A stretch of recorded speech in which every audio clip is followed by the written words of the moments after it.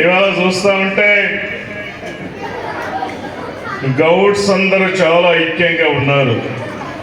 నంద్యాల జిల్లాలో తమలో ప్రతి విషయాన్ని చూస్తూ ఉన్నాను. ఇవాళ మంచి కార్యక్రమంతో మహిళా తల్లులు ఆడపడుచులు వచ్చారు. మీ అందరికీ కూడా కార్తీక మాస శుభాకాంక్షలు తెలియపరుచుకుంటున్నాను. అందుకే ఈ కార్తీక మాస కార్యక్రమంలో ప్రతి మహిళకు ఒక ల్యాప్టాప్ కంప్యూటర్ను ఫ్రీగా ఇస్తూ ఉన్నాను.